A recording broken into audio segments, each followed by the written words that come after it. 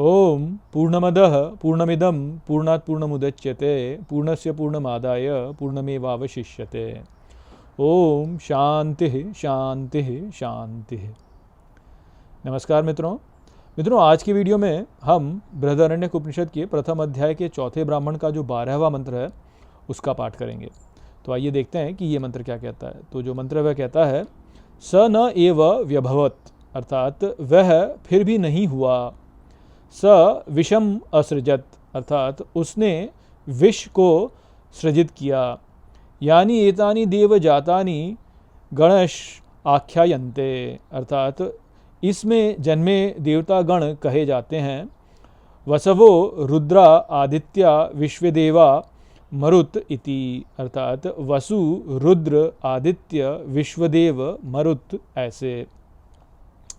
तो यहाँ पर जो है अब वैश्यों की उत्पत्ति के विषय में बताया जा रहा है। तो हमने पिछले मंत्र में तो क्षत्रिय जो है उनकी उत्पत्ति के विषय में समझा था। अब यहाँ पे जो वैश्य हैं उनके बारे में बताया जा रहा है। तो उसने यहाँ पे बताया कि क्षत्र के निर्माण करने पर भी जो है वह सम ना हो सका इस संसार में। संसार जो है उसके पूर्ण निर्माण ना हो सका। तो उसने फिर जो है विष को सृजित किया, और विष जो है उसी से वैश्य जो है वो उत्पन्न होते हैं। जो विष से संबंधित हैं वह वैश्य हैं। जैसे क्षत्र से संबंधित जो है वह क्षत्रिय हैं, वैसे ही विष से संबंधित जो है वह वैश्य हैं। और बताया कि वैश्य जो हैं उनमें जो देवता होते हैं वह है वसु रुद्र आदित्य विश्वदेव और मरुत। तो अब यहाँ पर जो है वैश्य के विषय में बताया जा रहा है कि वैश्य कौन है और वो जो वर्ण है वैश्य वर्ण वो कैसे उत्पन्न हुआ। तो देखिए, कल के वीडियो में हमने क्या समझा था। कल के वीडियो में हमने समझा था कि जो क्षत्रिय हैं वह क्षत्र से जुड़े हुए होते हैं, और ब्रह्म जो है ब्राह्मण जो है वह ब्रह्म से जुड़े हुए होते हैं। तो जो ब्रह्म ज्ञानी होते हैं वह ब्राह्मण होते हैं, जो क्षत्र ज्ञानी होते हैं आप कह सकते हैं वह क्षत्रिय हैं, और जो विष ज्ञानी है वह वैश्य हैं। इस प्रकार से समझ सकते हैं आप। या विष वाले जो पुत्र हैं, जो विष वाले हैं वह वैश्य हैं, क्षत्र वाले जो हैं वह क्षत्रिय हैं, और ब्रह्म वाले जो हैं वह ब्राह्मण हैं। तो अब ब्राह्मण के विषय में तो हम जानते हैं कि ब्राह्मण कौन होता है, जो ब्रह्म ज्ञानी है, जो कि सम है, जो ब्रह्म के साथ में एक है। और वास्तव में तो आरंभ में ब्रह्म ही था। जैसे बोलते हैं ना, सतयुग में तो केवल ब्राह्मण ही थे केवल सतयुग में। परंतु यदि केवल ब्राह्मण ही हो तो ये जो खेल है ये चल नहीं पाएगा, क्योंकि फिर तो सब सम ही है, फिर तो सब एक ब्रह्म में ही लीन है, सब कुछ है ही नहीं वहाँ पे, सब एक सही है, कुछ है ही नहीं, है ना। तो हमने कल के वीडियो में फिर यही समझा कि उस ब्रह्म ने ही फिर जो है क्षत्र का महानिर्माण किया। अर्थात जो ये पक्ष होते हैं हमारे में, जो भी कुछ हम यहाँ पर खेल करते हैं उस खेल में पक्ष की आवश्यकता होती है, और उस पक्ष जो है उस पक्ष को लेकर के जो है व्यक्ति फिर रक्षा करेगा उसकी, या किसी न किसी प्रकार से खेल में भाग लेगा और स्पर्धा करेगा। और ये जो स्पर्धा का भाव है, ये जो आगे बढ़ने का भाव है, ये जो स्वयं की प्रधानता को स्थापित करने का भाव है, वह ही वास्तव में क्षत्र है कि हमारी चले, हमारी चलनी चाहिए, हमारा जो है विचार जो है वह ही श्रेष्ठ हो। तो इस जगत में जो कोई भी यहाँ पर स्पर्धा होती है, उस स्पर्धा के पीछे जो भाव है वह क्षत्र वाला ही भाव है। और यदि किसी के भीतर वह भाव न हो तो स्पर्धा होगी नहीं। तो बहुत सारे ऐसे लोग होते हैं जो कि स्पर्धा नहीं करते हैं, वास्तव में उनमें वो भाव होता ही नहीं, वह सम ही रहते हैं। तो ऐसे जो लोग हैं वह ही वास्तव में दो, या तो यानी ब्रह्मज्ञानी हो सकते हैं, या फिर उनमें जो है कोई भी जो है उनमें स्पृहा ही नहीं है, तो इस प्रकार के व्यक्ति हो सकते हैं। तो ये जो क्षत्र है उसको यहाँ पर जब लोग इसका अनुवाद करते हैं तो वह ही सोचते हैं कि उसने क्षत्रियों का निर्माण किया, क्षत्रियों का निर्माण किया। किंतु क्षत्रिय जो है वह कौन है जिसमें क्षत्र की प्रधानता है, वो व्यक्ति जिसमें क्षत्र की प्रधानता है वह क्षत्रिय है। तो क्षत्र को हमें कोई एक व्यक्ति नहीं समझना है, या ब्रह्म को हमें कोई व्यक्ति नहीं समझना है। जैसे ब्रह्म ज्ञानी ब्राह्मण है ना, तो ब्रह्म कोई व्यक्ति नहीं है, ठीक इसी प्रकार से क्षत्र कोई व्यक्ति नहीं है। क्षत्रिय जो है वह क्षत्र से जुड़ा हुआ है। तो अब उसी के साथ में जो है यहाँ पे विष जो है, तो विष कोई व्यक्ति नहीं है। जो वैश्य व्यक्ति है वो है जो कि विष से जुड़ा है। और यहाँ पर जो विष है वो क्या है, तो अभी समझिए कि विष क्या है। तो जब हमने ये देखा कि क्षत्रिय जो है वह स्पर्धा करता है, तो अब स्पर्धा जो होगी वह संसाधनों में ही होगी ना, किसी प्रकार के संसाधन के द्वारा ही जो है स्पर्धा होगी। कि जैसे जब फुटबॉल खेलते हैं तो फुटबॉल खेलते समय जो गेंद होती है उसको गोल में दागना होता है। तो अब वो करने के लिए आपको एक तो कोई फुटबॉल फील्ड चाहिए, आपको फुटबॉल चाहिए और आपको गोल चाहिए, तो आपको ये साधन चाहिए ना, तभी तो आप खेल सकते हैं ना। या जैसे क्रिकेट होता है, तो क्रिकेट में आपको बैट चाहिए, बॉल चाहिए, आपको स्टंप्स चाहिए, आपको एक फील्ड चाहिए, आपको पिच चाहिए। तो अब ये सब करने के लिए साधन चाहिए आपको। तो ये संसाधन जो हैं वह वास्तव में विष से संबंधित है कि जब संसाधन कोई व्यक्ति जोड़ता है, जोड़ने का प्रयास करता है, तो वह विष है, वह ही विष है वास्तव में। तो विषय को लेकर के, जैसे कहते हैं ना विषय ही विष है, तो विषय को लेकर के ही तो वास्तव में कोई स्पर्धा होती है ना। जब हम किसी से कोई स्पर्धा करते हैं तो किसी विषय को लेकर के करेंगे ना, या तो हम किसी विषय को लेकर के एक दूसरे के साथ में वाद विवाद करेंगे, या किसी विषय को प्राप्त करने के लिए जो है हम उसके लिए स्पर्धा करेंगे। और यहाँ पे जितने भी संसाधन होते हैं वह भी विषय हैं, यहाँ पे जो विचार हैं वह भी विषय हैं। तो इन विषयों के ऊपर अपनी प्रधानता करने वाला ही क्षत्र होता है। तो जो खेल होता है उसमें किसी न किसी विषय को लेकर के ही स्पर्धा होगी ना, तो वो जो विषय है वह ही वास्तव में विष है। तो ये जो विषय होते हैं यह ही विष है, और जो इनको इकट्ठा करते हैं अपने साथ में वह ही वैश्य होते हैं। तो अभी संसाधनों को लेकर के इस जगत में जो है जितने भी जो यहाँ पे लोग व्यापार करते हैं, तो व्यापार जो होता है वह विषय वो इनको लेकर के होता है। अब जो राजे महाराजे होते हैं उनमें भी वास्तव में व्यापार होता है ना, उनमें भी व्यापार होता है। व्यापार उनमें क्या होता है कि भाई किसका कौन जो है कितने बड़े राज्य के ऊपर किसकी प्रधानता है। तो प्रधानता तो चाहिए, परंतु प्रधानता जो है वह किसी क्षेत्र के ऊपर होती है। तो आदान प्रदान होता है, तभी आदान प्रदान से ही वास्तव में खेल चलता है। आप यदि किसी के ऊपर जीत गए तो जीतने में जो आपको के लिए जो विषय है जिस पर की जीत निर्धारित होती है वह भी चाहिए ना, तभी तो भी हो पाएगा, अन्यथा क्या हो पाएगा। अब ऐसे ही आप बस बोले कि मेरी प्रधानता चाहिए किंतु हो सब कुछ शून्य, तो उसमें क्या प्रधानता होगी, इसमें कोई प्रधानता हो नहीं सकती। तो ब्रह्म तो था सम, उसमें से जो है प्रधानता का भाव उत्पन्न हुआ कि मेरी प्रधानता हो, तो वह क्षत्र हो गया। परंतु प्रधानता किस पर हो वह भी तो चाहिए ना, तो जिस पर वो प्रधानता होगी वह जो है वह विष है। तो वो ही विषय है वास्तव में, उससे ही फिर विषय उत्पन्न होता है।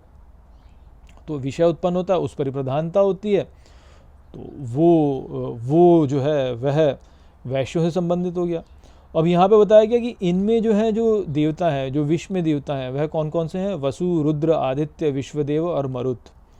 तो अब वसु कौन है, वसु वो है जो कि सब जगह पर व्याप्त भी है और जो प्रेम है। जैसे हम कहते हैं ना कि आप कहाँ पे वास करते हैं, तो जहाँ पे आप वास करते हैं तो जहाँ पे आप प्रेम करते हैं वहीं पे आप वास करेंगे ना। तो हमारे भीतर जो है अलग अलग विषयों के प्रति एक प्रेम होता है। हम किसी विषय से प्रेम करते हैं, किसी विषय से प्रेम नहीं करते हैं। तो वो जो वास करने का भाव होता है कि हमें ये अच्छा लगता है और ये अच्छा नहीं लगता, उस अच्छे लगने में ही जो है वास्तव में स्पर्धा होती है ना। जैसे कोई मीठा खाना पसंद करता है, तो मीठा खाना यदि पसंद करता है तो सभी पसंद करेंगे ना उसको। तो जब सभी किसी एक विषय को पसंद करेंगे, किसी एक विषय में उनकी रुचि होगी, तो स्पर्धा होगी। तो इस प्रकार से वसु जो हैं वह विष में अवस्थित हैं कि हमारे भीतर जो है किसी विषय के प्रति जब आसक्ति होती है तभी उसी में स्पर्धा होती है। तो वो वसु हो गए कि हमारा मन वास करने का कहाँ मन करता है, तो जहाँ वास करने का मन करता है वहीं पे सब जाना चाहेंगे, तो वसु। और वसु के साथ में जो है यहाँ पे आए रुद्र। तो फिर वह ही मैं हूँ का भाव है कि विषय के प्रति भी एक मैं हूँ का भाव चाहिए ना, तभी तो जो है उसमें रुचि होगी। आदित्य जो है वह तो एक करने वाले भी होते हैं और ज्ञान प्रदान करने वाले भी होते हैं। तो विषयों के प्रति ज्ञान भी हमको चाहिए, तो अब वो जो ज्ञान है वह ही वास्तव में आदित्य के द्वारा आ गया। या जैसे आप ये भी सोचिए ना कि आदित्य क्या है, तो प्रकाश को लेकर के भी हैं। जो चमकता है वह आदित्य है। तो जो चमकीला होता है, जो अच्छा लगता है, जिसमें सौंदर्य है, उसके प्रति हम आकर्षित होते हैं।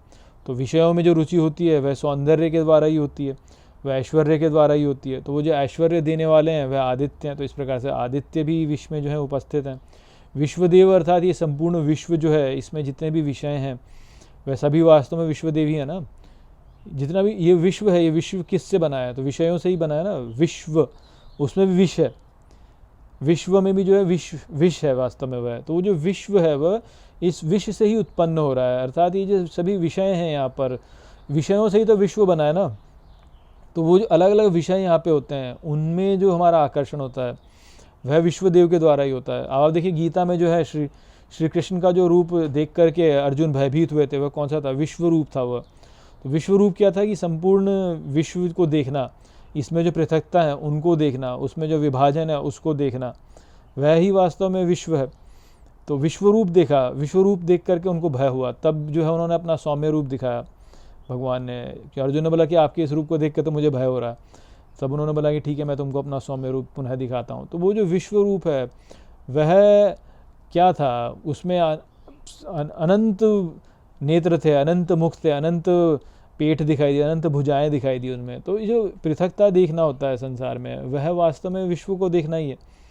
तो पृथकता देखेंगे तभी तो विषय बनेंगे ना, और तभी विषयों में जो है स्पर्धा होगी, खेल होगा, ये परस्पर क्रिया होगी। तो वो वाला भाव यहाँ पे विश्वदेव। और मरुत जो है, मरुत कौन है? कि जो देखिए जो रुद्र है, या जो रुद्र है, वह रुद्र जो है वो बाण मारते हैं, धनुष। तो रुद्र का धनुष होता है, रुद्र धनुष, और जो उनके बाण होते हैं वह वास्तव में मरुत हैं। तो मरुत जो है वह, और मरुत जो होते हैं वह छोटे छोटे भाग हैं, वास्तव में वो छोटा भाग है उसका। अब ये समझाना मेरे लिए अत्यंत कठिन हो रहा है, यहाँ पे मैं समझा नहीं पा रहा हूँ आपको, क्योंकि ये आप मरुत कैसे समझिए, जैसे कि जो बाण आदित्य जब ऊपर से बाण मारते, रुद्र जो बाण मारते हैं, तो वो जो बाण है वह वास्तव में मरुत है। इसीलिए जो है हनुमान जी को मारुति कहते हैं, हनुमान जी को मारुति कहते हैं। थोड़ा गहरा है ये, मैं आपको यहाँ पे विषय से थोड़ा ही बहुत ही अलग होकर के हो रहा है, पूरा समझाने में बहुत समय लग जाएगा। परंतु आप ऐसे सोचिए कि जो प्राण का छिन्न होना होता है, जब प्राण जो है, एक तो संपूर्ण प्राण है, पूरा प्राण है, परंतु वो जो प्राण है जब छोटे छोटे भागों में हो जाएगा, तो वो जो छोटे छोटे भाग हैं वह वास्तव में मरुत हैं। ऐसे समझ सकते हैं आप इसको। तो आप ऐसे सोचिए कि जब प्राण विभाजित होकर के अलग अलग शरीरों में प्रवेश करता है, जैसे प्राण है, आपके भीतर एक प्राण है, मेरे भीतर एक प्राण है, सभी वस्तुओं में अलग अलग प्राण है। तो एक तो ये संपूर्ण प्राण है, परंतु वह अलग अलग वस्तु में जब अलग अलग रूप से प्राण दिखाई देता है जो हमको, वह मरुत है वास्तव में। तो विषय जो हैं उनमें जब परस्पर क्रिया होनी होगी, तो प्राण को भी ऐसे अलग अलग में विभाजित होना पड़ेगा ना, सभी में प्रवेश करके अलग अलग रूपों में विभाजित होना होगा। तो वास्तव में तो एक ही प्राण है, किंतु वह अलग अलग में विभाजित हो जाता है। तो वो जो अलग अलग में विभाजित होता है वह वास्तव में मरुत है। तो इस प्रकार से जो है यहाँ पे मरुत जो है वह भी विश्व से संबंधित है। तो अब यहाँ पे ले दे के जो आपको एक सार रूप में जो बात हमको समझनी है, वो यहाँ पे ये है कि ब्रह्म तो एकत्व है, उसमें जब प्रधानता का भाव उत्पन्न होता है तो पक्ष उत्पन्न होते हैं, वह क्षत्र है।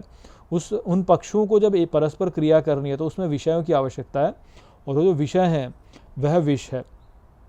ये इतना समझ लीजिए आप, बस उतना ही है। ये देवता कैसे हैं ये थोड़ा सा कॉम्प्लिकेटेड है, इसको यहाँ पे बहुत समय लग जाएगा उसको समझने में, तो इसलिए उन चक्करों में अभी हम नहीं पढ़ते हैं। बस इतना समझ लीजिए आप, तो आपको ये विषय जो है, ये जो बात है आपको समझ में आ जाएगी कि विष जो है वह सभी यहाँ पे संसाधनों को इकट्ठा करना है। इसीलिए वैश्य जो होते हैं वह धन संपत्ति से संबंधित होते हैं, कि धन संपत्ति इकट्ठा करते हैं, वाणिज्य चलाते हैं, यहाँ पे क्रियाओं को करते हैं, जिससे कि जो है धन उत्पन्न होता है। उससे ही फिर जो है व्यक्ति जो है वह श्रेष्ठ और अश्रेष्ठ की परस्पर क्रिया कर सकता है। जिसके पास अधिक संसाधन होंगे उसी का प्रभुत्व होगा। तो प्रभुत्व जो होता है वह क्षत्र है, और संसाधन जो है वह विष है। तो जो संसाधन इकट्ठे करने वाले लोग होते हैं वह वैश्य होते हैं, जो प्रभुत्व उनकी रक्षा करने वाले होते हैं और प्रभुत्व प्रदान करने वाले होते हैं, यश प्रदान करने वाले होते हैं, वह क्षत्र हैं। और ब्रह्म जो है वह सम है, वह सब में सम है। तो वो संदेश था। आशा करता हूँ कि मैंने इस मंत्र को आपको अच्छे से समझा दिया होगा। चलिए इसी के साथ इस वीडियो को यहीं पे समाप्त करते हैं। नमस्ते।